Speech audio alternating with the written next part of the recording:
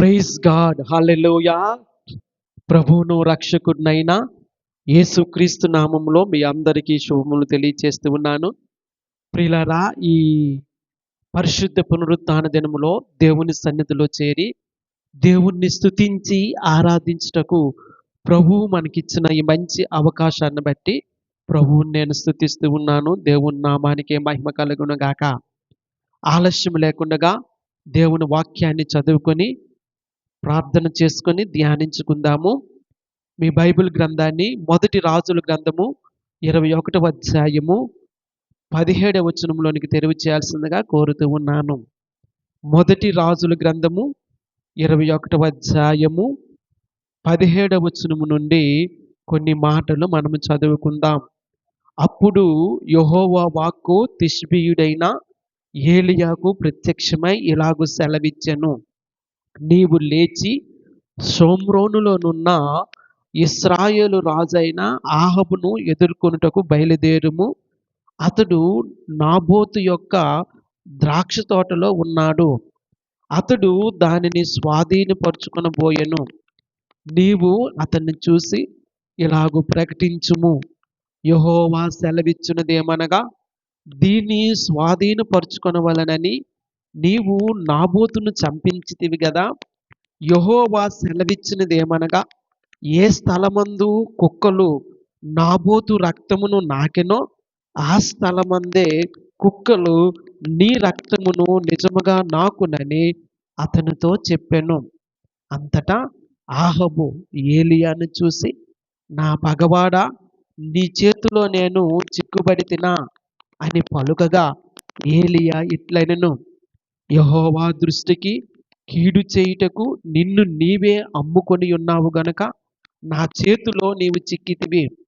అందుకు యెహోవా ఇలాగు సెలవిచ్చెను, నేను నీ మీదికి అపాయము రప్పించదను, నీ సంతతి వారిని నాశనము చేతును.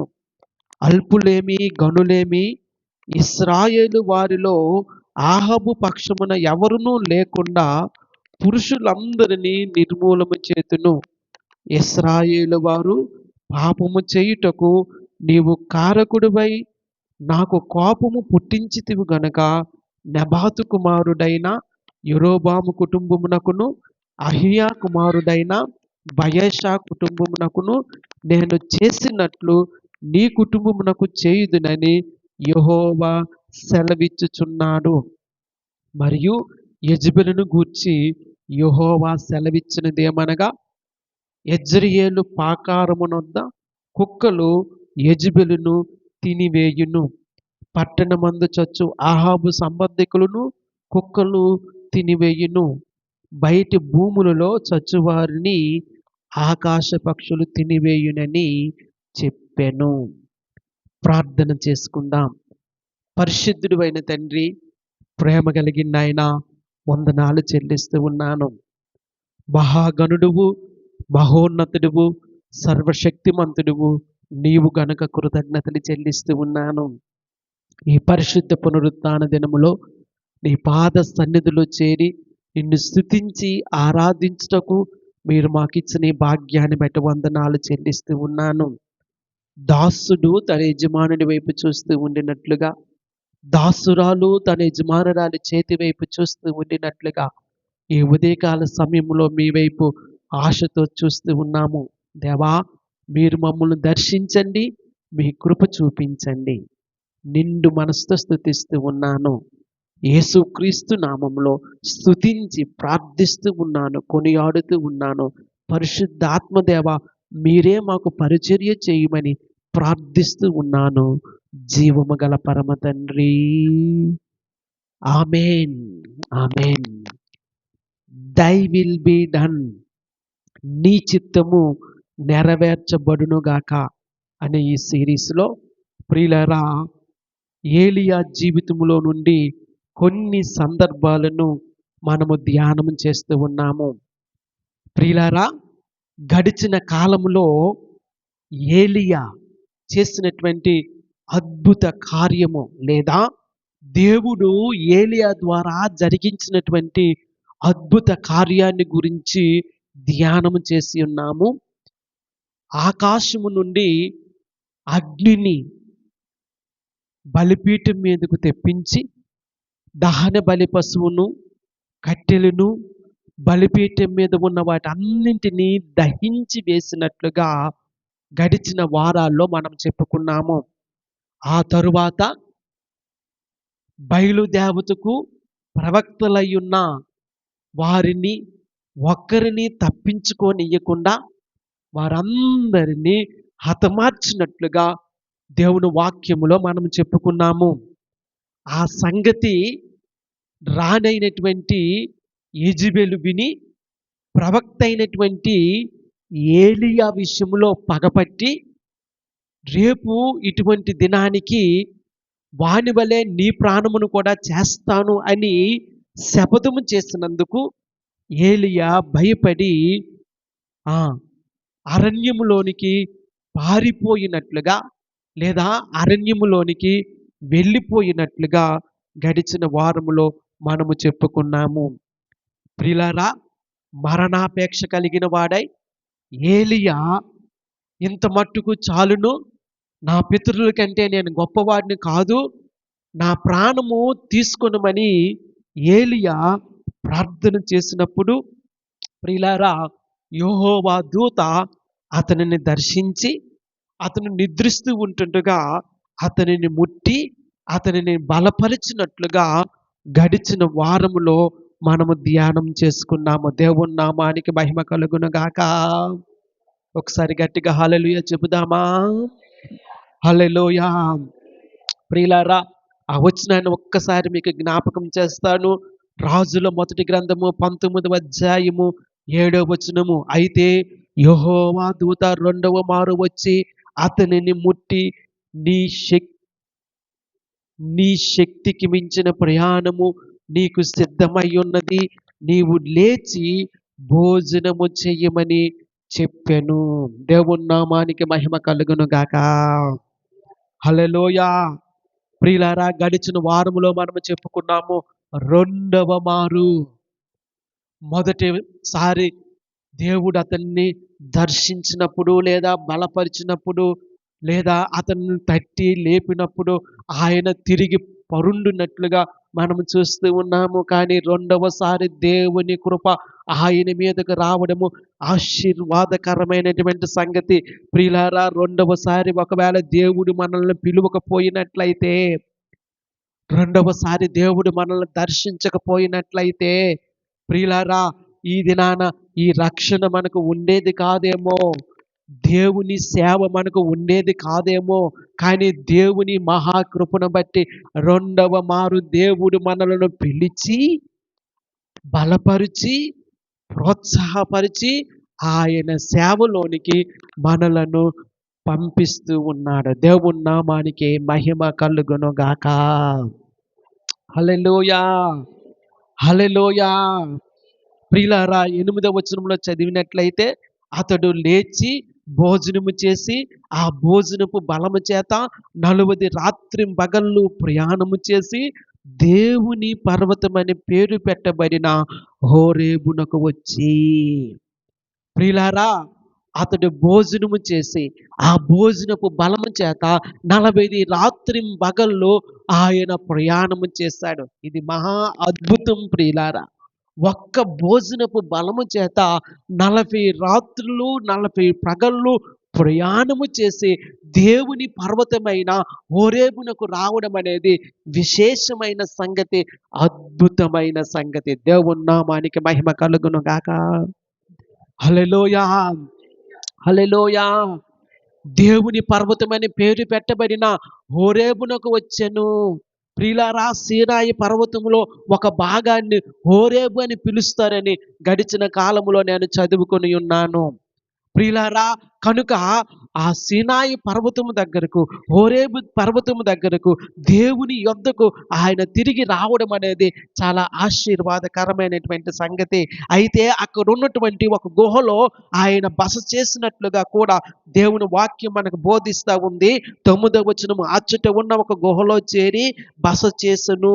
యెహోవా వాక్కు అతనికి ప్రత్యక్షమై, ఏలీయా, ఇచ్చట నీవేమి చేయుచున్నావని అతనిని అడుగగా, ప్రియులారా, ఏలియా ఒక స్త్రీకి భయపడి, ప్రియులారా, తన ప్రాణాన్ని అరచేతిలో పెట్టుకొని బెయేర్షెబాకు పారిపోయినట్లుగా, అరణ్యములోకి ప్రవేశించినట్లుగా, దేవుని ఎదుట ఆయన ప్రార్థన చేసినట్లుగా మనం చూస్తూ ఉన్నాము. ఎంత మట్టుకు చాలును, నా పితరుల కంటే నేను గొప్పవాడిని కాదు, నా ప్రాణాన్ని తీసుకొనమని దేవుని సన్నిధిలో ఆయన మొరపెట్టినప్పుడు, ఆయన అలసట చేత నిద్రపోయినప్పుడు యెహోవా దూత వచ్చి ఆయన తట్టి లేపి భోజనము చేయించెను.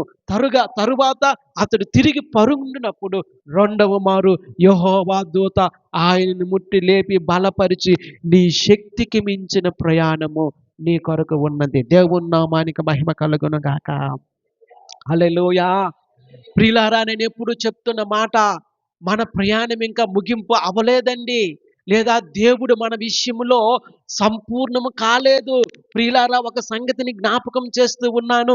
అదేమనగా, దేవుడు తన కార్యాన్ని ఇంకను మన జీవితాల ద్వారా చెయ్యాలని ఆశపడతా ఉన్నాడు. దేవుని నామానికి మహిమ కలుగును గాక. God is not done with you. God is not done with me.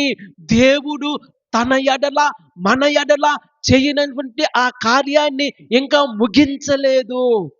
దేవుడు మన ఎడల చేయబోతున్న ఆ కార్యాన్ని ఇంకా అనుకున్నట్లయితే ఇంకా ప్రారంభించలేదేమో అనిపిస్తూ ఉంది.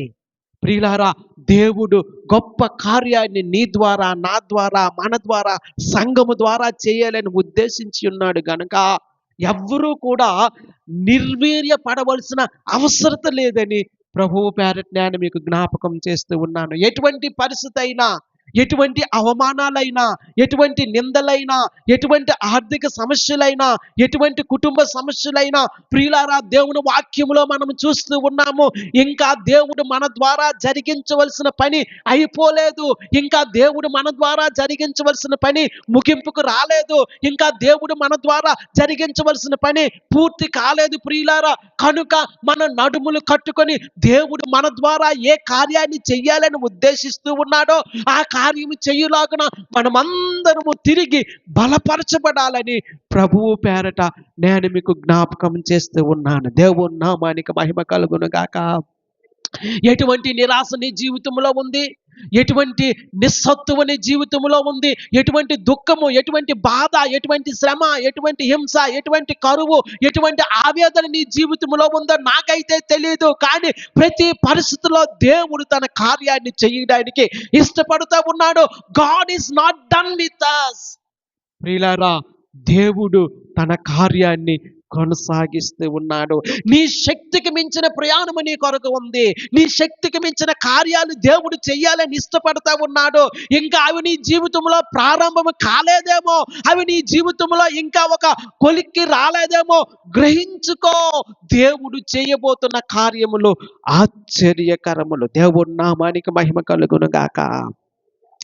ఏలియా ఎంతో నిరాశతో దేవుని సన్నిధిలో ప్రార్థిస్తూ ఉండినప్పుడు యెహోవా దూత ఆయనకిచ్చిన సమాధానము, నీ శక్తికి మించిన ప్రయాణము నీ కొరకు ఉన్నది.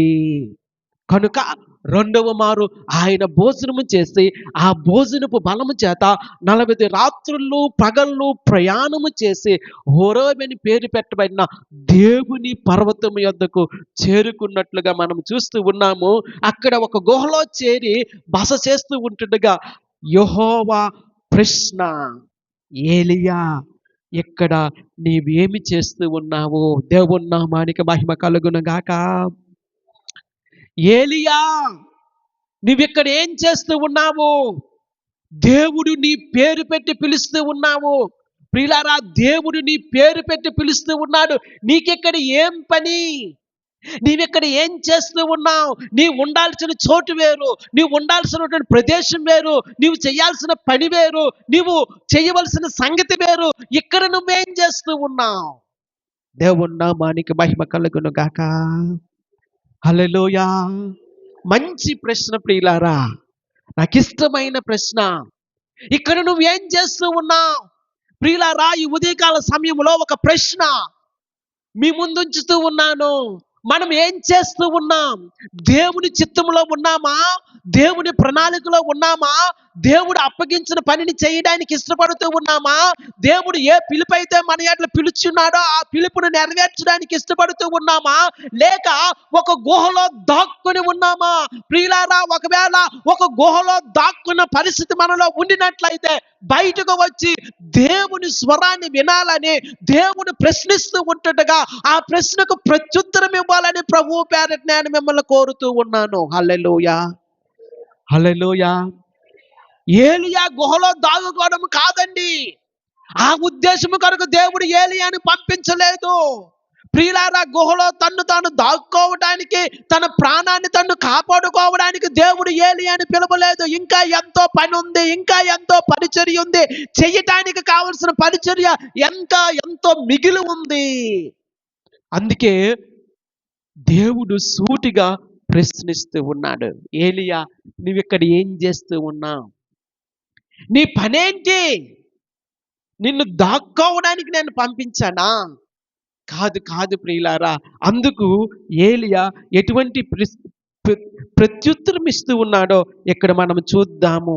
చూడండి, 19వ అధ్యాయము 10వ వచనం. అతడు, ఇశ్రాయేలు వారు నీ నిబంధనను త్రోసివేసి నీ బలిపీఠమును పడగొట్టి నీ ప్రవక్తలను ఖడ్గము చేత హతము చేసిరి. సైన్యములకు అధిపతియగు దేవుడునగు యెహోవా కొరకు మహారోషము గలవాడునై నేను ఒక్కడును మాత్రమే మిగిలి ఉండగా వారు నా ప్రాణమును కూడా తీసివేయుటకై చూచుచున్నారని మనవి చేసెను. దేవుని నామానికి మహిమ కలుగును గాక. ఏలియా, నువ్వు ఇక్కడ ఏం చేస్తూ ఉన్నావు అంటే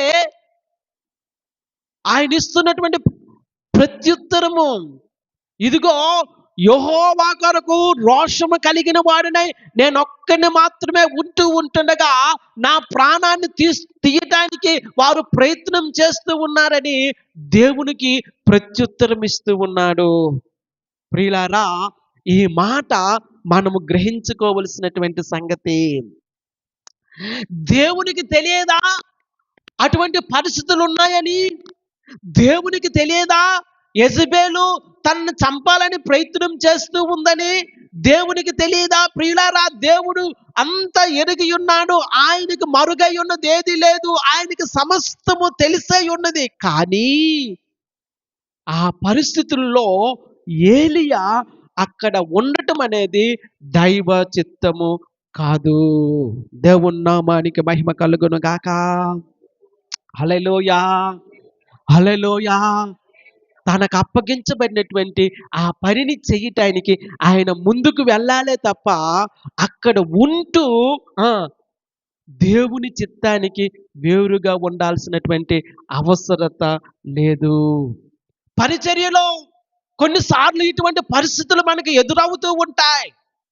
నిర్వీర్యమైన పరిస్థితులు, మిక్కిలి దుఃఖకరమైన పరిస్థితులు, మిక్కిలి బాధాకరమైన పరిస్థితులు ఏ విధముగా ఉంటాయో తెలియనటువంటి సందర్భాలు మన జీవితాల్లో ఉంటాయి. అయినప్పుడు మనము ధైర్యాన్ని తెచ్చుకోవాలి. దేవుని నామానికి మహిమ కలుగును గాక. హల్లెలూయా. యెహోషువ నాయకత్వంలో ఇశ్రాయేలు ప్రజలు వాగ్దాన దేశములోనికి ప్రవేశించినప్పుడు ప్రియులారా, యెహోషువ కూడా ఈ విధముగానే ఒకానొక సందర్భంలో దేవుని ఎదుట మోకరించి ప్రార్థన చేసినట్లుగా మనకు కనిపిస్తా ఉంది. యెహోషువ గ్రంథము 7వ అధ్యాయము 10వ వచనాన్ని ఒక్కసారి చదువుదాము. యెహోషువ గ్రంథము 7వ అధ్యాయము 10వ వచనములో చూసినట్లయితే ఈ విధముగా ఉంది. యెహోవా యెహోషువతో ఇట్లనెను, లెమ్ము, నీ వేళ ఎక్కడ ముఖము నేల మీద మోపుకొందువు. మంచి ప్రశ్న. ఇశ్రాయేలు ప్రజలు హాయి పట్టణస్థుల ఎదుట ఓటమి పాలయ్యారు. హాయిపురము చిన్నదే కదా. ఆ పట్టణాన్ని దోపిడీ చెయ్యడానికి లేదా ఆ పట్టణాన్ని గెలవడానికి ఎక్కువ మంది అక్కర్లేదు. ఒక 3000 మంది వెళ్తే సరిపోను అనుకున్నటువంటి ఆ పరిస్థితుల్లో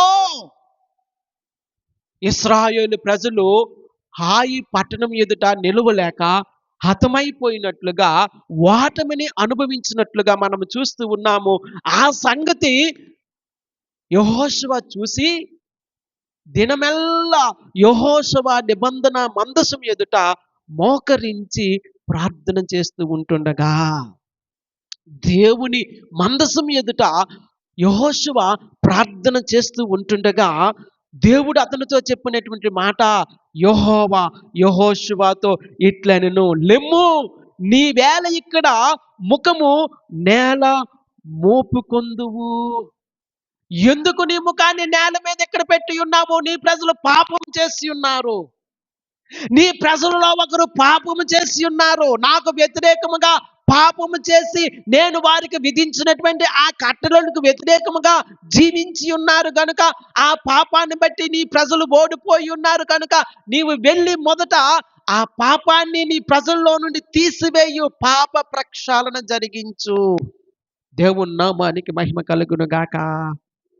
ప్రియులారా, నీవు చేయాల్సిన పని అది. దేవుని నామానికి మహిమ కలుగును గాక. ఒకసారి గట్టిగా హల్లెలూయా చెబుదామా? హల్లెలూయా. అవును ప్రియులారా, మనము చేయాల్సినటువంటి ఆ పనిని మనము గ్రహించుకోవలసి ఉన్నది. ఎంతకాలం దుఃఖపడతాము?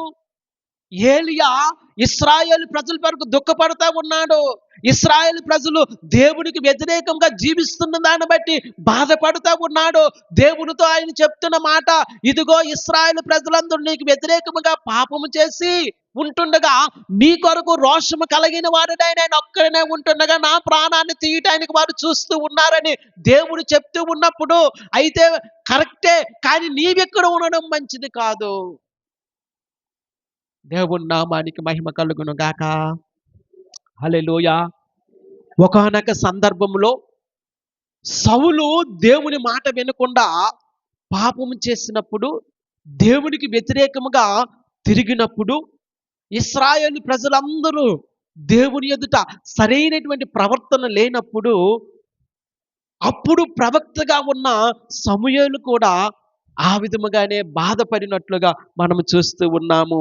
మొదటి సమూయేలు గ్రంథము 16వ అధ్యాయము 1వ వచనం నుండి చూసినట్లయితే, అంతటి యెహోవా సమూయేలుతో ఇలాగు సెలవిచ్చెను, ఇశ్రాయేలీయుల మీద రాజుగా ఉండకుండా నేను విసర్జించిన సౌలును గూర్చి నీవెంతకాలము దుఃఖింతువు?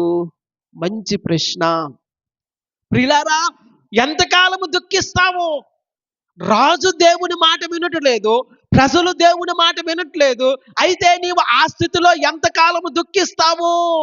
ప్రియులారా, ఇటువంటి నిరాశకరమైన పరిస్థితులు, ఇటువంటి దుఃఖకరమైన పరిస్థితులు, నిర్వీర్యమైన పరిస్థితులు మన సేవలో, మన పరిచర్యలో వస్తూ ఉంటాయి. కనుక మనము దేవుని చిత్తమేదో ఎరిగి ఆ ప్రకారముగా దేవుని పరిచర్య చేయవలసి ఉన్నది. ఆ పరిచర్యను ముందుకు కొనసాగించవలసి ఉన్నది. దేవుని చిత్తాన్ని చేయడానికి దేవుని సన్నిధిలో కనిపెట్టి ఆయన చిత్తమేదో గ్రహించి ఆ ప్రకారంగా ముందుకు వెళ్ళిపోవాలే కానీ, మన బాధలో, మన దుఃఖములో, మన యొక్క కష్టములో ఆ విధముగా ఉంటూ మన మీద మనము సింపతి చూపించుకోకూడదు. నిజమే, ప్రజలు దేవుని మాట వినలేదు. నిజమే, రాజు దేవుని మాట వినలేదు. నిజమే, రాజు దేవునికి వ్యతిరేకముగా పాపము చేసి ఉన్నాడు. నిజమే, ప్రజలు దేవునికి వ్యతిరేకముగా పాపం చేసి ఉన్నారు. అయితే ఆ స్థితిలో వారిని విడిచిపెట్టేయడమేనా, లేదా ఆ స్థితిని బట్టి మనం దుఃఖించి బాధించి మనం ఏమైనా చేయగలమా? కాదు ప్రియులారా. ఆ పరిస్థితులన్నింటిలో దేవుని ఉద్దేశమేదో ఎరిగి, దేవుని చిత్తమేదో ఎరిగి, దేవుని సేవకులముగా, దేవుని పరిచారకులుగా, దేవుని సంఘముగా వాటిని గుర్తించి దేవుని చిత్తాన్ని జరిగించడానికి మనం ముందుకు వెళ్ళాలి. దై విల్ బి డన్, నీ చిత్తము నెరవేర్చబడును గాక. హల్లెలూయా, హల్లెలూయా. అంతట యెహోవా సమూయేలుతో ఇలాగు సెలవిచ్చెను, ఇశ్రాయేలీయుల మీద రాజుగా ఉండకుండా నేను విసర్జించిన సౌలును గూర్చి నీవెంత కాలము దుఃఖింతువు? నీ కొమ్మును తైలముతో నింపుము, బెత్లెహేమీయుడైన యెషీ యొద్దకు నిన్ను పంపుచున్నాను, అతని కుమారులలో ఒకనిని నేను రాజుగా నియమించుదును. దేవుని నామానికి మహిమ కలుగును గాక. నీవెంతకాలం దుఃఖిస్తావు? నీవెంతకాలం బాధపడతావు? ఇదిగో, ఇశ్రాయేలు మీద రాజుగా ఉండటానికి నేను ఒక మనుష్యుణ్ణి ఎంపిక చేసుకుని ఉన్నాను. నీవు లేచి నీ కొమ్మును తీసుకుని వెళ్ళి ఆ వ్యక్తిని అభిషేకించు. దేవుని నామానికి మహిమ కలుగును గాక. ప్రియులారా, ఇదే సందర్భము ఏలియా జీవితంలో కూడా మనకు కనబడతా ఉంది. ఏలియా అక్కడున్న పరిస్థితులను బట్టి, రాజు దేవుని మాట వినలేని దాన్ని బట్టి, రాజు భార్య అయినటువంటి యెజెబెలు దేవునికి దేవుని ప్రజలకు వ్యతిరేకంగా జీవిస్తున్న దాన్ని బట్టి, ప్రజలందరూ దేవునికి వ్యతిరేకంగా తిరుగుబాటు చేస్తున్న దాన్ని బట్టి, ఆ పరిస్థితులను బట్టి ఏలియా దుఃఖాక్రాంతుడై దుఃఖిస్తూ బాధపడుతూ ఆ గుహలో ఉంటున్నప్పుడు దేవుని వాక్కు అతనికి ప్రత్యక్షమై, ఏలియా, నీవిక్కడ ఏం చేస్తూ ఉన్నావు? నీ శక్తికి మించిన ప్రయాణము నీ కొరకు ఉన్నది. దేవుని నామానికి మహిమ కలుగును గాక. హల్లెలూయా. నీ పరిచర్య ముగింపు అవ్వలేదు. నీ సేవ ముగింపు అవ్వలేదు. నీ పరిచర్య ఇంకా సంపూర్ణము కాలేదు. ఇంకా ఎన్నో కార్యములు నీవు చేయవలసి ఉన్నదని దేవుడు అతన్ని ఆజ్ఞాపిస్తూ ఉండినట్లుగా దేవుని వాక్యములో మనము చూస్తూ ఉన్నాము. అదే 19వ అధ్యాయము 15వ వచనంలో చదివినట్లయితే ఈ విధముగా ఉంది. అప్పుడు యెహోవా అతనికి సెలవిచ్చినదేమనగా, నీవు మరలి అరణ్య మార్గమున దమస్కునకు పోయి దానిలో ప్రవేశించి సిరియా దేశం మీద హజాయేలునకు పట్టాభిషేకము చేయము. ఇశ్రాయేలు వారి మీద నింషి కుమారుడైన యోహూకు పట్టాభిషేకము చేయము. నీకు మారుగా ప్రవక్త అయ్యుండుటకు అబెల్మే హోలావాడైన షాపాతు కుమారుడైన ఎలీషాకు అభిషేకము చెయ్యము. దేవుని నామానికి మహిమ కలుగును గాక. నీ పరిచర్య ఇంకా ముగించబడలేదు. I'm not done with you. నీవు రాజులను అభిషేకించాలి, ప్రవక్తలను అభిషేకించాలి. నీ తరువాత నీ పరిచర్యను కొనసాగించే ప్రవక్తను నువ్వు అభిషేకించాలి. ఇశ్రాయేలు ప్రజలను పరిపాలించడానికి రాజును నీవు అభిషేకించాలి. దేవుని నామానికి మహిమ కలుగును గాక. హల్లెలూయా. ఇశ్రాయేలు వారి మీద నింషి కుమారుడైన యోహూకు పట్టాభిషేకము చేయము. నీకు మారుగా ప్రవక్త అయ్యుండుటకు అబెల్మే హోలావాడైన షాపాతు కుమారుడైన ఎలీషాకు అభిషేకము చెయ్యము. దేవుని నామానికి మహిమ కలుగును గాక. నీ పరిచర్య ఉంది. ఎంత మట్టుకు చాలును? నా పితరుల కంటే నేను గొప్పవాడిని కాదు, నా ప్రాణాన్ని తీసుకొనమని నీవు ప్రార్థన చేస్తూ ఉన్నావే, గమనించు. ఎంత మట్టుకు చాలునని నువ్వు అనుకోవద్దు. ఇంకా గొప్ప పరిచర్య దేవుడు మన కొరకు ఉంచి ఉన్నాడు. దేవుని నామానికి మహిమ కలుగును గాక. హల్లెలూయా. నీవు రాజులను అభిషేకించవలసి ఉన్నది, ప్రవక్తను అభిషేకించవలసి ఉన్నదని చెప్పి దేవుడు ఏలియాను ధైర్యపరిచి పంపించినట్లుగా దేవుని వాక్యములో మనం చూస్తూ ఉన్నాము. అయితే ప్రియులారా, ఒకవైపు నిరాశాకరమైన పరిస్థితి ఏంటంటే, రాజైనటువంటి ఆహాబు దేవునికి వ్యతిరేకముగా పాపము చేస్తూ ఉండినట్లుగా ఇంకనూ మనకు కనబడతా ఉంది. దేవుడు తన మహాకృపను బట్టి, దేవుడు తన ప్రజలను ప్రేమించి, ఇశ్రాయేలు మీద తన కనికరం ఉంచి వారి శత్రువులను ఓడించినప్పటికీ కూడా రాజైన ఆహాబు దేవుని యొక్క మాటను లక్ష్య పెట్టినట్లుగా, లేదా దేవుని యొద్ద నుండి దేవుని చిత్తాన్ని గ్రహించుటకు ప్రవక్తులతో ఆయన సంభాషించినట్లుగా ఎక్కడా మనకు కనిపించటలేదు. ప్రియులారా, ఇది ఎంతో దౌర్భాగ్యకరమైనటువంటి సంగతి. ప్రియులారా, దేవుని చిత్తము నెరవేర్చబడాలి అంటే దేవుని వాక్యాన్ని మనము గ్రహించాలి. ప్రియులారా, దేవుని చిత్తము నెరవేర్చబడాలి అంటే దేవుని వాక్యాన్ని అందిస్తున్న దేవుని సేవకుని యొక్క మాటను మనము వినాలి. దైవజనుడైనటువంటి ఏలియా సంప్రదించినట్లుగా మనకు కనిపించటలేదు. ప్రియులారా, ఆహాబు రాజు తను దేవుని ప్రజలను పరిపాలిస్తూ ఉన్నాడు, కానీ దేవుని సేవకుణ్ణి, దైవజనుణ్ణి సంప్రదించిన ఆనవాళ్ళు మనకు కనిపించడం లేదు.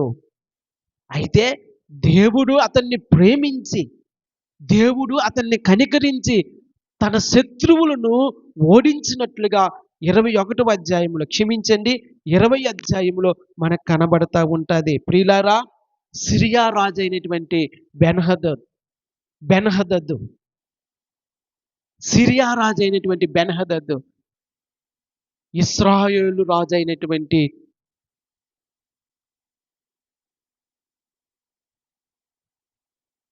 ఇశ్రాయేలు ప్రజల మీదకు దండెత్తి వచ్చినట్లుగా మనము చూస్తూ ఉన్నాం. ప్రియులారా, సిరియా రాజు గొప్ప సైన్యముతో ఇశ్రాయేలు రాజు మీదకు వస్తూ ఉన్నాడు. కానీ సిరియా రాజులో గొప్పదైనటువంటి గర్వం మనకు కనబడతా ఉంది.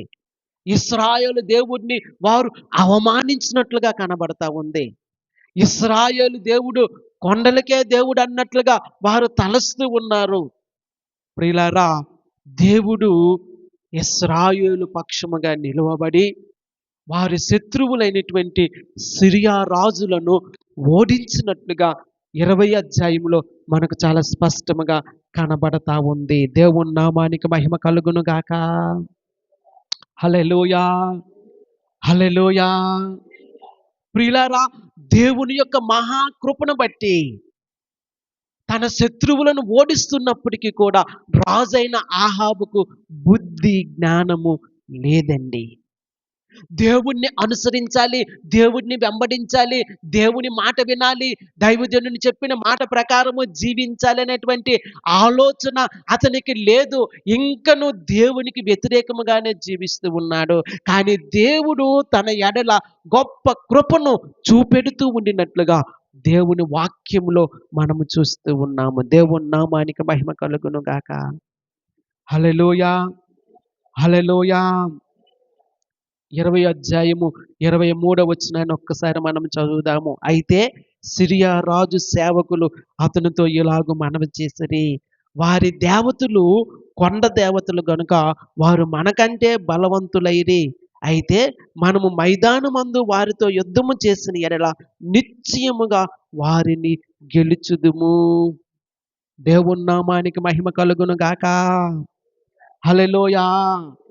సిరియా రాజు అయినటువంటి బెన్హదదు ఇశ్రాయేలు చేతిలో ఓడిపోయాడు.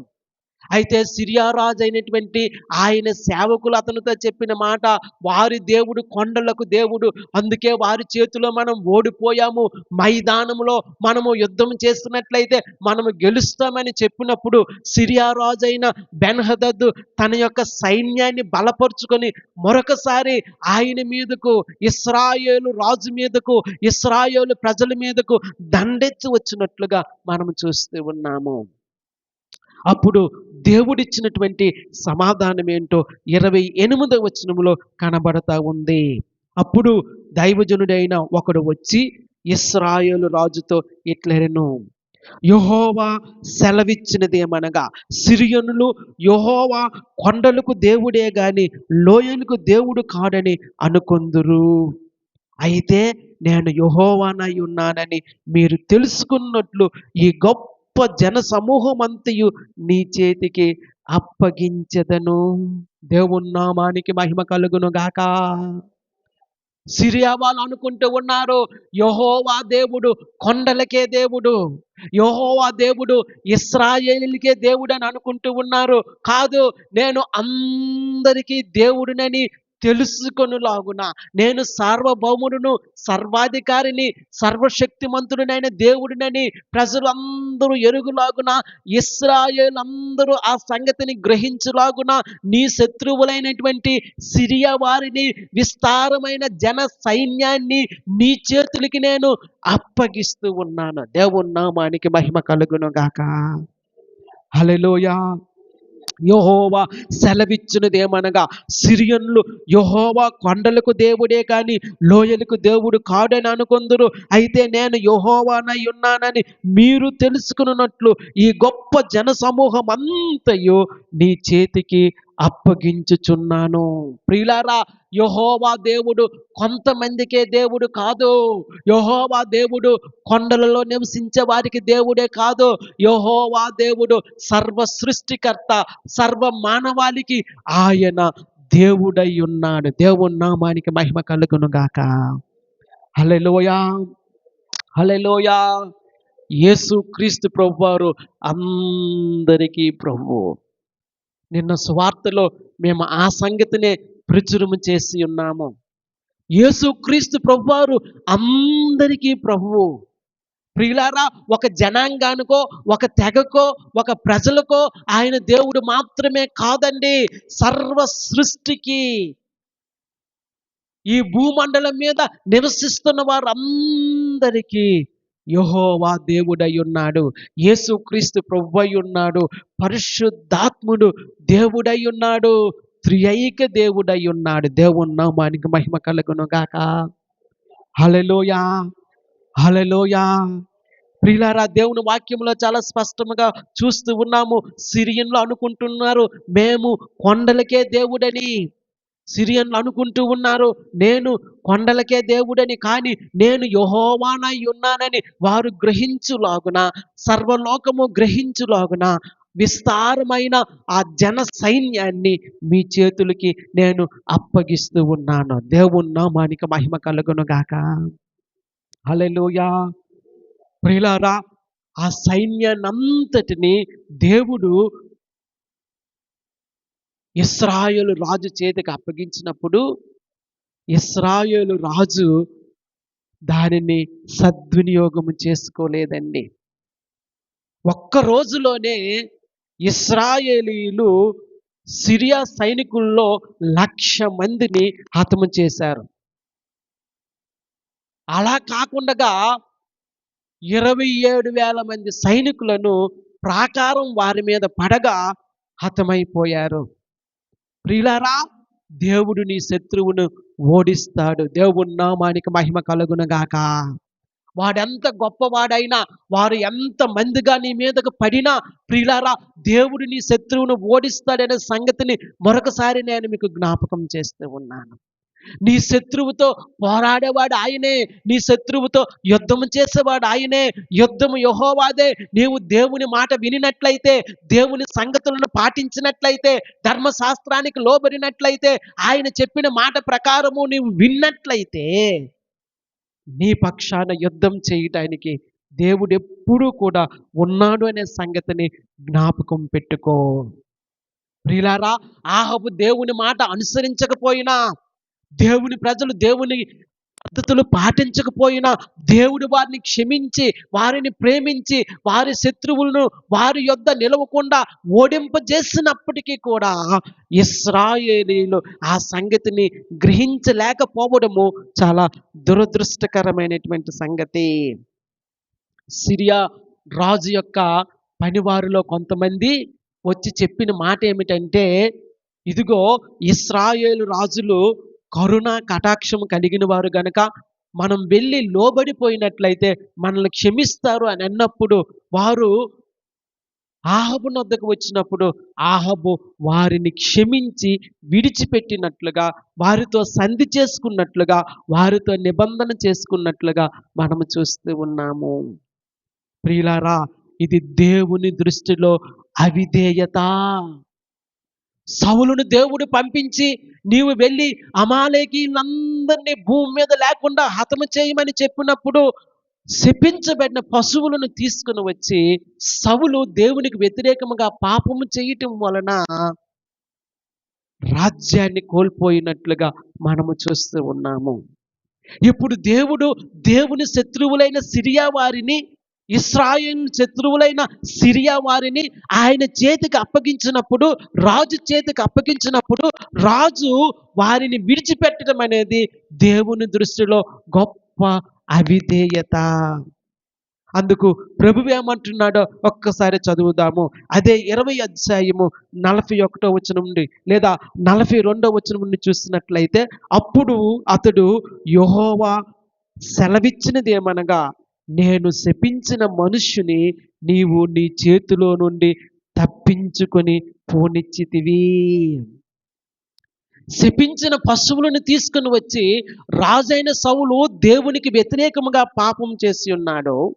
శపించినటువంటి వ్యక్తిని మినహాయించుట వలన, శపించిన వ్యక్తిని పోనిచ్చుట వలన రాజైన ఆహాబు దేవునికి వ్యతిరేకముగా పాపము చేసి రాజ్యాన్ని కోల్పోతున్నటువంటి దురదృష్టకరమైన సంగతి ఇక్కడ కనబడతా ఉంది. నేను శపించిన మనుష్యుని నీవు నీ చేతిలో నుండి తప్పించుకొని పోనిచ్చితివి గనుక వాని ప్రాణమునకు మారుగా నీ ప్రాణమును, వాని జనమునకు మారుగా నీ జనములను అప్పగింపబడుదురని రాజుతో అనగా. దేవుని నామానికి మహిమ కలుగును గాక. ప్రియులారా, దేవునికి వ్యతిరేకంగా చేసిన ఏ పాపమైనా మరుగు చేయబడదు.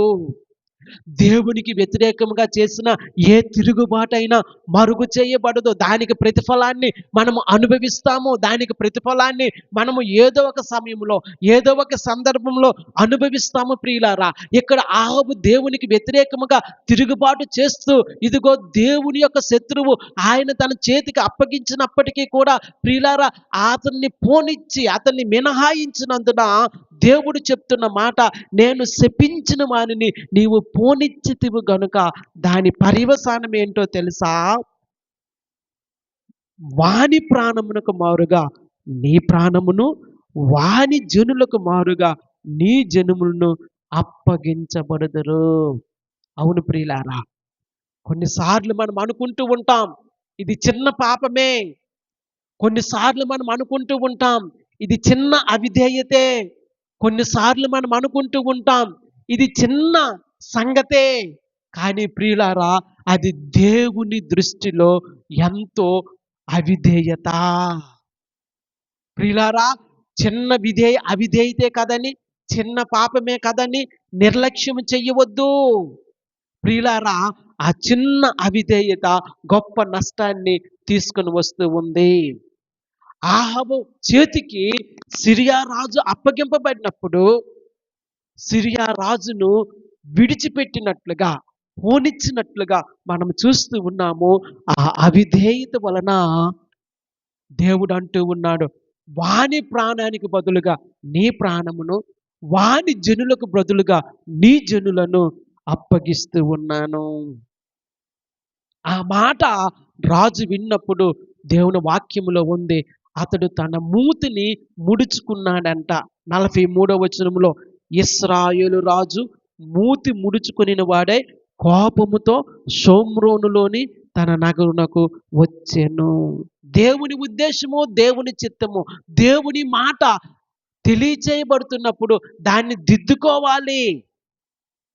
ఆ విషయంలో పాజిటివ్గా రెస్పాండ్ అవ్వాలి. అంతేగాని దేవుడు తెలియచేస్తూ ఉండినప్పుడు, లేదా దేవుడు మనల్ని దిద్దుతూ ఉండినప్పుడు మూతి ముడుచుకొని దేవునికి వ్యతిరేకముగా మనం పాపం చేయకూడదు.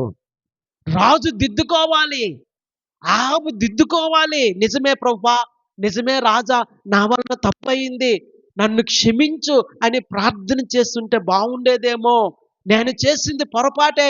నా శత్రువుని నా చేతికి నువ్వు అప్పగించినప్పుడు వాణిని నేను హతమార్చకుండా ఇదిగో నా శత్రువుని నేను పోనిచ్చి తిని గనక ఇది నా పాపమే, నన్ను క్షమించు అని ఆహాబు ప్రార్థన చేస్తే బాగుండేదేమో. కానీ ఆహాబు చేసిన సంగతి ఏంటంటే, దేవుడు తన్ని చూపించినప్పుడు, లేదా దేవుడు తన పాపాన్ని ఎత్తి చూపించినప్పుడు ఆహాబు మూతి ముడుచుకొని తన నగరునకు వెళ్ళిపోయాడంట.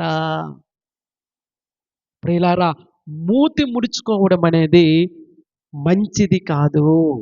దేవుని నామానికి మహిమ కలుగును గాక. దిద్దుకోవాలి, నీవైనా నేనైనా ఎవరైనా దేవుడు మాట్లాడుతూ ఉండినప్పుడు, దేవుడు దర్శిస్తూ ఉన్నప్పుడు, దేవుడు సరిచేస్తూ ఉన్నప్పుడు దిద్దుకోవాలి. కానీ మూతి ముడుచుకొని వెళ్ళిపోవడం అనేది సరైన ప్రత్యుత్తరం కాదు. దేవా, నిజమే, నా జీవితంలో ఈ పాపం ఉంది, నా జీవితంలో ఈ అవిధేయత ఉంది, నా జీవితంలో ఈ తిరుగుబాటు ఉంది, నన్ను క్షమించని ఆయన సన్నిధిలో మోకరించి ప్రార్థించాలే తప్ప మూతి ముడుచుకొని మనంతట మనము దేవునికి వ్యతిరేకముగా జీవించడం అనేది మిక్కిలి అవిధేయతని మరొకసారి జ్ఞాపకం చేస్తూ ఉన్నాను. ఈ విషయంలోనే కాదండి, అహాబు నెబాతు కుమారుడైనటువంటి, క్షమించండి, నాబోతు ద్రాక్ష తోటను ఆశించినప్పుడు కూడా ఆ విధంగానే మూతి ముడుచుకున్నాడంట. దేవుని వాక్యము మనకి ఆ విధముగా సాక్ష్యం ఇస్తూ ఉంది. 21వ వచనంలో చూసినట్లయితే, 21వ అధ్యాయములో చూసినట్లయితే, అహాబు నాబోతు ద్రాక్ష తోటను ఆశించి అది నాకిమ్మని అడిగాడు. 3వ వచనము, 21వ అధ్యాయము 3వ వచనం, అందుకు నాబోతు, నా పిత్రార్జితమును నీకిచ్చుటకు నాకెంత మాత్రము వల్లపడదని చెప్పగా, ఏమండి, అది నా పిత్రార్జితము కనుక అది నేను నీకు ఇవ్వడానికి ఇష్టపడట్లేదు. అహాబు తన రాజనగరికి ప్రక్కనే నాబోతు ద్రాక్ష తోట ఉంది. ఆ ద్రాక్ష తోటను ఆశించాడు. మంచిదే, ఉండాలనుకోవడం ఓకే, కానీ ఇవ్వనప్పుడు దాన్ని బలవంతం చేయడం ఎందుకు? ప్రియులారా, ఇక్కడ మనం చూస్తూ ఉన్నాము 4వ వచనంలో, నా పిత్రార్జితమును నీకు ఇయ్యనని యెజ్రెయేలీయుడైన నాబోతు తనతో చెప్పిన దాన్ని బట్టి అహాబు మూతి ముడుచుకుని వాడై కోపముతో తన నగరునకు పోయి మంచం మీద పరుండి ఎవరితోనూ మాటలాడకయు భోజనము చేయకయు ఉండెను. ఈ మూతి ముడుచుకోవడం ఏంటండి? మంచం మీదకెళ్ళి పరుండి ఎవరితో మాటలాడక అలిగి భోజనం చేయ కూర్చున్నాడంట. ఇది మంచి స్వభావం కాదు, ఇది మంచి యాటిట్యూడ్ కాదు. ఒక రాజైన వ్యక్తి ఈ విధముగా ప్రవర్తించకూడదు. మూతి ముడుచుకున్నాడు. ప్రియులారా, ద్రాక్ష తోట ఇవ్వలేదని మూతి ముడుచుకున్నాడు. దేవుని వాక్యము అతనికి హెచ్చరికగా వచ్చినప్పుడు మూతి ముడుచుకున్నాడు. ఇటువంటి స్వభావము ఒక రాజుకి మంచిది కాదు. నాబోతు ఆ ద్రాక్ష తోటను ఇవ్వనందున అతడు తన నగరంలోనికి వెళ్ళి మంచం మీద పరుండి భోజనం చేయక మూతి ముడుచుకొని అలుగుతూ ఉన్నాడు. అలక, ప్రియులారా, అలక అనేది చాలా విషయాల్లో మంచిది కాదు. దేవుని వాక్యం మనకు బోధిస్తూ ఉండినప్పుడు వాక్యాన్ని మనం లక్ష్య పెట్టాలి. దేవుని వాక్యం మనకు బోధిస్తూ ఉండినప్పుడు వాక్యానుసారముగా సరిచేసుకోవాలి. దేవుని వాక్యం మనకు బోధిస్తూ ఉన్నప్పుడు వాక్యానికి చోటిచ్చి దేవునిని గౌరవించి వాక్యానికి లోబడి విధేయత కలిగి జీవించాలే తప్ప మూతి ముడుచుకొని అలగకూడదు. అలగడం అనేది దైవ లక్షణం కాదు ప్రియులారా. దేవునితో సరిచేయబడాలి తప్ప, దేవునితో పరచబడాలి తప్ప అలగడం అనేది మంచిది కాదు. మూతి ముడుచుకొని భోజనం చెయ్యక ఎవరితో మాట్లాడకుండా ఉండడం అనేది మంచిది కాదు. ప్రియులారా, ఇటువంటి పరిస్థితిలో ఉండినప్పుడు రాజైనటువంటి అహాబు భార్య యెజబెలు ఎటువంటిదో మనం చూసాము. మూర్ఖమైనటువంటి భార్య, మూర్ఖురాలామె. ఆమె ఆయన దగ్గరికి వచ్చి, నీవెందుకు చింతిస్తూ ఉన్నా, నీవు రాజువు కావా అని చెప్పి ఆయన పేరట తాకీదులు తయారు చేయించి అబద్ధ సాక్ష్యాన్ని పుట్టించి నాబాతును చంపించడానికి ప్లాన్ చేస్తూ ఉన్నట్లుగా దేవుని వాక్యములో మనము చూస్తూ ఉన్నాము. ప్రియులారా, ఆ మాటలు మనం చదువుదాము. 7వ వచనమును చూసినట్లయితే, అందుకు అతని భార్య అయిన యెజబెలు, ఇశ్రాయేలులో నీవు ఇప్పుడు రాజ్య పరిపాలనము చేయటలేదా? లేచి భోజనము చేసి మనస్సులో సంతోషముగా ఉండుము. నేనే యెజ్రెయేలీయుడైన నాబోతు ద్రాక్ష తోట నీకు ఇప్పించదునని అతనితో చెప్పి. ఎంత దుర్బుద్ధో చూడండి. భార్య అయిన ఆమె నీవెందుకు అలా బాధపడతావు? అది మనది కాదు కదా! మనది కాని దాన్ని ఎందుకు నువ్వు ఆశిస్తావు? అది మంచిది కాదు.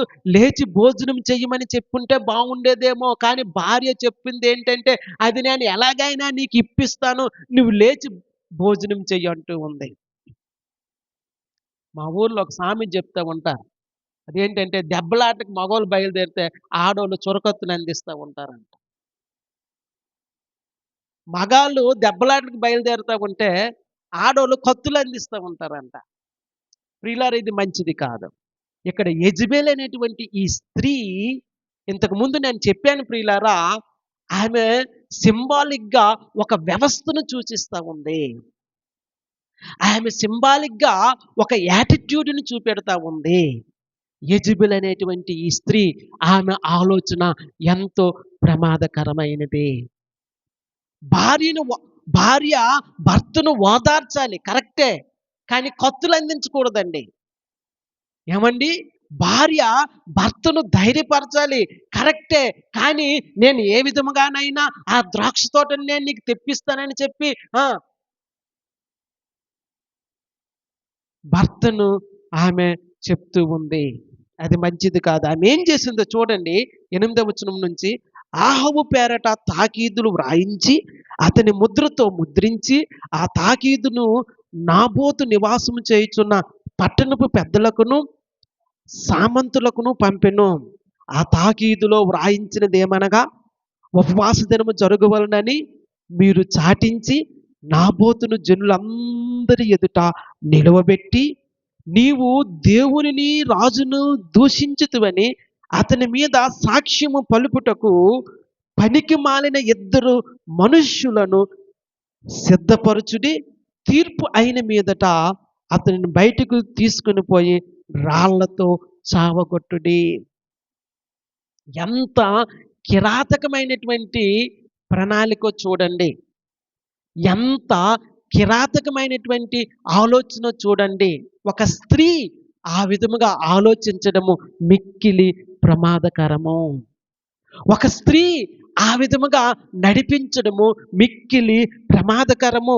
ఆమె అంటూ ఉంది, నీవు దేవునిని రాజును దూషించితివని అతని మీద సాక్ష్యము పలుపుటకు పనికి మాలిన ఇద్దరు మనుష్యులను సిద్ధపరచుడి. తీర్పు అయిన మీదట అతన్ని బయటికి తీసుకుని పోయి రాళ్లతో చావగొట్టుడి. ఎంత భయంకరమైన పరిస్థితి కదా ప్రియులారా! ఎంతకంటే నీచంగా ఆలోచించినటువంటి స్త్రీలు, మనుష్యులు ఈ దినాల్లో ఉన్నారు. వారిలో యెజబెలు ఆత్మ పనిచేస్తూ ఉంది. యెజబెలు లాంటి ఆత్మ వారిలో పనిచేయడం వలన వారు ఎంతటి దుష్కార్యానికైనా, ఎంతటి వ్యతిరేకమైన కార్యానికైనా చెయ్యటానికి వెనుతిరుగటలేదు.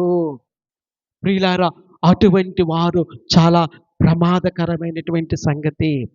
ప్రియులారా, ఇక్కడ చూసినట్లయితే ఆహాబు యొక్క పాపం ఏంటంటే, మొదట ఆయన ఆశించాడు. ధర్మశాస్త్రంలో చెప్పబడిన ఆ మాటకు విరుద్ధముగా నీ పొరుగువాని దేనైనను నీవు ఆశించకూడదు.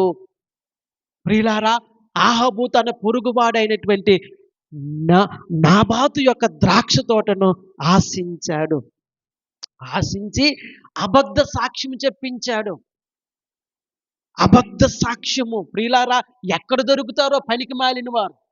దేవుని వాక్యములో ఉంది. దేవుని నామానికి మహిమ కలుగును గాక. ఎక్కడ దొరుకుతారో ఈ పనికి మాలిన వారు ఉంటారండి. ప్రతి చోట ఉంటారు, ప్రతి స్థలంలో ఉంటారు. దురదృష్టవశాత్తు ప్రతి సంఘములో కూడా ఉంటారు. అబద్ధ సాక్ష్యము చెప్పించి నీవు నీ పొరుగువాని ఎదుట అబద్ధ సాక్ష్యము పలుకకూడదనేటువంటి దేవుని ధర్మశాస్త్రపు మాటను మితిమీరినట్లుగా మనం చూస్తూ ఉన్నాము.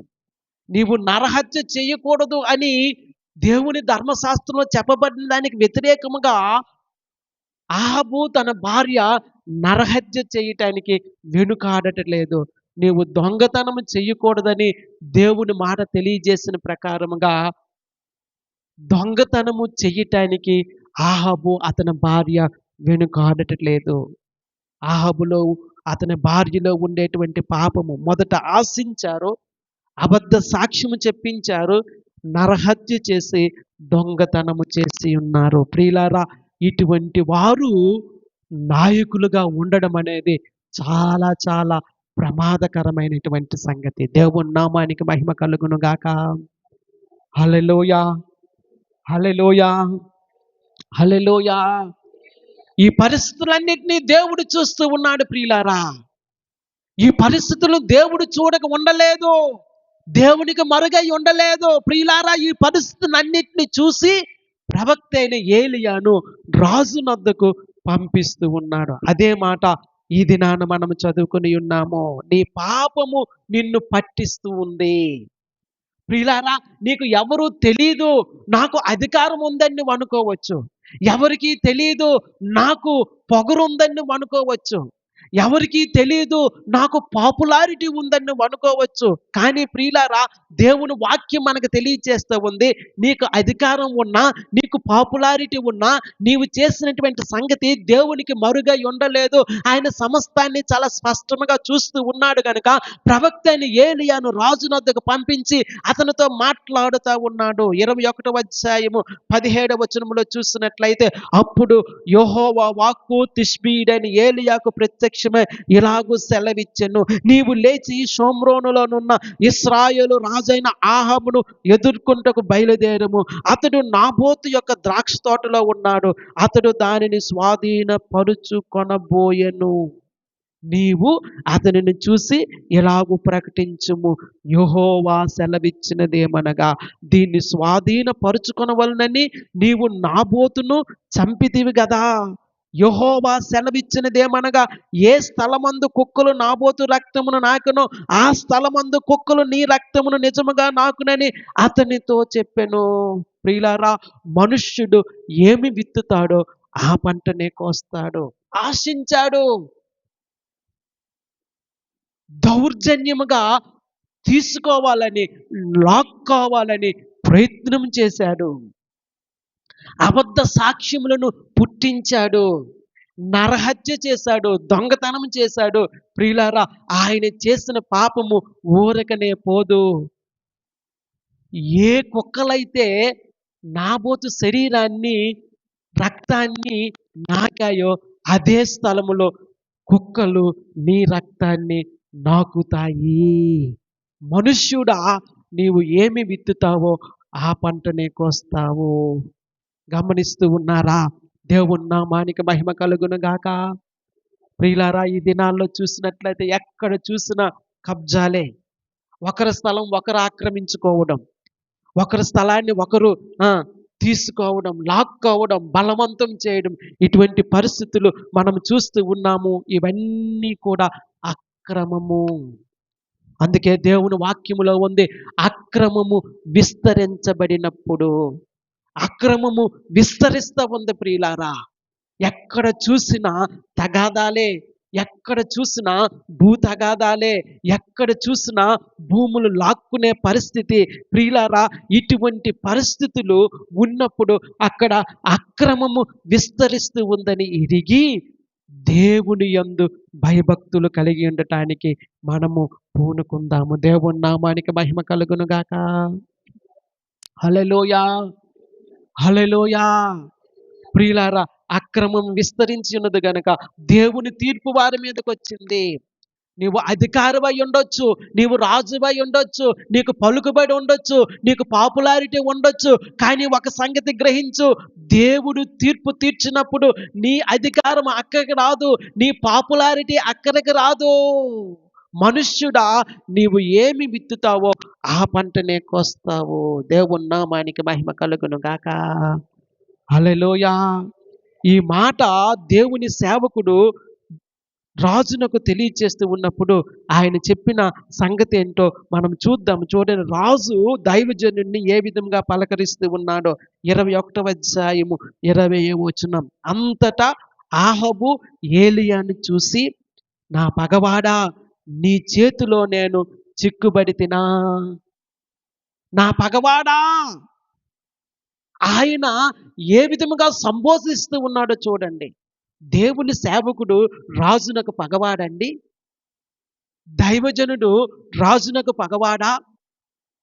ఇశ్రాయేలు ప్రజలందరూ దేవునికి వ్యతిరేకముగా పాపం చేసినప్పుడు, ఇశ్రాయేలు ప్రజలందరూ దేవుణ్ణి విసర్జించి బయలు దేవతలను పూజిస్తూ ఉండినప్పుడు, కర్మేలు పర్వతములో యెహోవా దేవుడని వారి మధ్యలో నిరూపించి, వర్షము లేనప్పుడు తిరిగి వర్షాన్ని ఆజ్ఞాపించి దేవుని చిత్తాన్ని నెరవేర్చినటువంటి ఏలియా లాంటి దైవజనుడు ఉండుట ఎంతో ఆశీర్వాదకరమైన సంగతి. అటువంటి ఆశీర్వాదకరమైన సంగతిని రాజైన ఆహాబు తృణీకరించి ఆమెని ఏమని సంబోధిస్తూ ఉన్నాడంటే, నా పగవాడా. దైవజనుడు రాజునకు పగవాడైపోయాడు. మంచి చెప్తే నచ్చదు, దేవుని మాట చెప్తే నచ్చదు, దేవుని మాట చెప్తే మూతి ముడుచుకోవడం, దేవుడు అలా వద్దని చెప్తే మూతి ముడుచుకోవడం. ప్రియులారా, అది సరైనటువంటి క్రైస్తవ జీవితం కాదు ప్రియులారా. దేవుడు మాట్లాడుతూ ఉన్నప్పుడు, దేవుడు సరిచేస్తూ ఉన్నప్పుడు, దేవుడు బోధిస్తూ ఉన్నప్పుడు, దేవుడు చక్కదిద్దుతూ ఉన్నప్పుడు, దేవుని మాటకు లోబడి ఆయన మాటను అంగీకరించి ఆ ప్రకారముగా మనం జీవించాలి. ఏ దైవజనుడైతే ఆ మాటను మనకు అందిస్తూ ఉన్నాడో అతడు మనకు పగవాడు కాదని మనం మేలుకోరి ఆ విధముగా ప్రకటిస్తూ ఉన్నాడో, దేవుని వాక్యాన్ని బోధిస్తూ ఉన్నాడని గ్రహించాలి తప్ప పగవాడిగా ఎంచకూడదు. దేవుని నామానికి మహిమ కలుగును గాక. ఆహాబు ఏలియాను సంబోధిస్తున్న విధానము, నా పగవాడా. సరిదిద్దుకోవడానికి ఇష్టం లేని వారు, సరిచేసుకోవడానికి ఇష్టం లేని వారు, దేవుని వాక్యాన్ని అనుసరించడానికి ఇష్టం లేని వారు ఈ విధముగా మాట్లాడుతూ ఉంటారు. ప్రియులారా, దేవుని వాక్యాన్ని అనుసరించేవారు దేవుని వాక్యాన్ని గౌరవిస్తారు, దేవుని సేవకుణ్ణి గౌరవిస్తారు. దేవుని నామానికి మహిమ కలుగును గాక. హల్లెలూయా. అందుకు ఏలియా ఏమని ప్రత్యుత్తరం ఇస్తూ ఉన్నాడో ఆ మాట చదివి మనం ముగించుకుందాము. ఏలియా ఇట్లనెను, యెహోవా దృష్టికి కీడు చేయుటకు నిన్ను నీవే అమ్ముకొని ఉన్నావు గనుక. చూస్తున్నారా? యెహోవా దృష్టిలో కీడు చేయటానికి, దేవునికి వ్యతిరేకముగా పాపం చేయడానికి, నీవు పాపం చేయడం మాత్రమే కాకుండా నీవు నీ భార్యను అనుసరించి దేవుని ప్రజలందరినీ ఇదిగో విగ్రహారాధనలకు నడిపించి ఉన్నావు. నీవు పాపం చేయడం మాత్రమే కాదు, నీవు ఎవరినైతే పరిపాలిస్తూ ఉన్నావో ఆ ప్రజలందరూ కూడా పాపం చేయడానికి కారణమై ఉన్నావు. నీవు మొదట ఆ యొక్క పాపానికి అమ్ముకున్నావు. ఎంత ధైర్యముగా ఏలియా సమాధానం ఇస్తూ ఉన్నాడో ఇక్కడ మనకి స్పష్టముగా కనబడతా ఉంది. ప్రియులారా, ఏలియా ఇస్తున్నటువంటి సమాధానము, యెహోవా దృష్టికి కీడు చేయుటకు నిన్ను నీవే అమ్ముకొని ఉన్నావు గనుక. యెహోవా దృష్టిలో కీడు చేయడానికి నిన్ను నీవే అమ్ముకున్నావు. ఆ లోపం నీలో ఉంది, ఆ పాపం నీలో ఉంది, అపరాధం నీలో ఉంది. నీవు అమ్ముకొని ఇప్పుడు నా మీద నింద మోపుతూ ఉన్నట్లుగా పగవాడాన్ని సంబోధిస్తూ ఉన్నాం. ప్రియులారా, మొదట మనలోకి మనము పరిశీలన చేసుకోవలసి ఉన్నది. చాలాసార్లు మనం ఏమనుకుంటామంటే, నాది తప్పు కాదు, నాది పొరపాటు కాదు, నేను ఏ పాపము చెయ్యలేదు, నేను ఏ అపరాధము చెయ్యలేదు అని అనుకుంటూ ఉంటాం. ప్రియులారా, స్వయం పరిశీలన చేసుకోవలసి ఉన్నది. ప్రియులారా, దేవుని వాక్యంలో మనం చూస్తూ ఉన్నాము, పగవాడాన్ని సంబోధించినందుకు ప్రవక్త అయినటువంటి ఏలియా ఈ విధముగా సమాధానం ఇస్తూ ఉన్నాడు. ఇదిగో, దేవుని దృష్టికి నీవు కీడు చేయుటకు నిన్ను నీవే అమ్ముకున్నావు. ప్రియులారా, ఆహాబుని గురించి ఎంతో ఇక్కడ చెప్పబడింది. ఒక్క మాట చదివి నేను ఆ మాటలు ముగిస్తాను. అదే అధ్యాయము 25వ వచనంలో చదివినట్లయితే, తన భార్య అయిన యెజెబెలు ప్రేరేపణ చేత యెహోవా దృష్టికి కీడు చేయు తన్ను తాను అమ్ముకొనిన ఆహాబు వంటి వాడు ఎవ్వడునూ లేడు. తన భార్య ప్రేరేపించినప్పుడు, ఆమె ప్రేరేపణను బట్టి యెహోవా దృష్టికి కీడు చేసినటువంటి రాజులలో ఆహాబు వంటి వాడు ఎవ్వడూ లేడు. ఎంత దురదృష్టకరమైన పరిస్థితి ఆహాబు జీవితంలో మనకు కనబడతా ఉంది. ప్రియులారా, ఆహాబు జీవితంలో దేవుని చిత్తము నెరవేర్చబడలేదు. మిక్కిలి అవిధేయమైన పాత్రగా మిగిలిపోయాడు. ప్రియులారా, అయినప్పటికీ కూడా దేవుడు అతన్ని క్షమించిన పద్ధతి ఆ తరువాత వచనాల్లో మనకు కనబడతా ఉంది. దేవుడు ఏదైనా సంగతిని మనకు బోధిస్తే, ఏదైనా సంగతిని మనకు హెచ్చరిక చేస్తే, ఏదైనా సంగతిని మనం గద్దిస్తే దానికి లోబడి దేవుని చిత్తాన్ని, దేవుని ఉద్దేశాన్ని మనం చెయ్యవలసి ఉన్నదని మరొకసారి జ్ఞాపకం చేస్తూ ఉన్నాను. తిరుగుబాటు వద్దు, అవిధేయత వద్దు. దేవుని మాట విందాము, ఆశీర్వదించబడదాము. దేవుని చిత్తాన్ని చేయటానికి మనల్ని మనం పూనుకుందాము. అప్పుడు దేవునితో నీ చిత్తము పరలోకమందు నెరవేరుచున్నట్టు ఈ భూమి మీద నెరవేర్చబడునుగాక అని ప్రార్థించుదాము. అటువంటి కృప పరిశుద్ధాత్మ దేవుడు మనందరికీ ఇవ్వాలని మనస్ఫూర్తిగా తెలియచేసుకుంటూ ఈ నా మాటలు ముగిస్తూ ఉన్నాను. దేవుని కృప మనందరికీ తోడయుండి నడిపించి దీవించి ఆశీర్వదించునుగాక. ఆమేన్. ప్రార్థన. పరిశుద్ధుడు అయిన తండ్రి, ప్రేమ కలిగిన నాయన, వందనాలు చెల్లిస్తూ ఉన్నాను. మహాగణుడా, మహోన్నతుడా, సర్వశక్తిమంతుడా, నిండు మనసుతో వందనాలు చెల్లిస్తూ ఉన్నాను. పరిశుద్ధుడా, ఈ ఉదయకాల సమయంలో మీ పాద సన్నిధిలో చేరి మా పాపాన్నంతటిని బట్టి క్షమించమని బ్రతిమలాడుతూ ఉన్నాం. ప్రభువా, మా అవిధేయతను బట్టి నీ మాట వినలేనటువంటి ఆ దుస్థితి ఉంది, క్షమించండి తండ్రి. మీరు మాతో మాట్లాడినప్పుడు, మీరు మమ్మల్ని గద్దిస్తూ ఉన్నప్పుడు ఆ మాటకు లోబడే కృప మాకు అనుగ్రహించండి.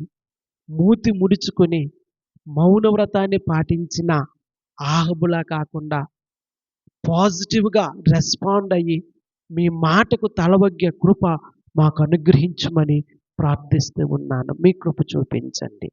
వందనాలు చెల్లిస్తూ స్తుతిస్తూ మీ దయించుమని ప్రార్థన చేస్తూ యేసుక్రీస్తు నామములో స్తుతించి ప్రార్థిస్తూ ఉన్నాను, కొనియాడుతూ ఉన్నాను, ఘనపరుస్తూ ఉన్నాను. జీవము గల పరమ తండ్రి. ఆమేన్.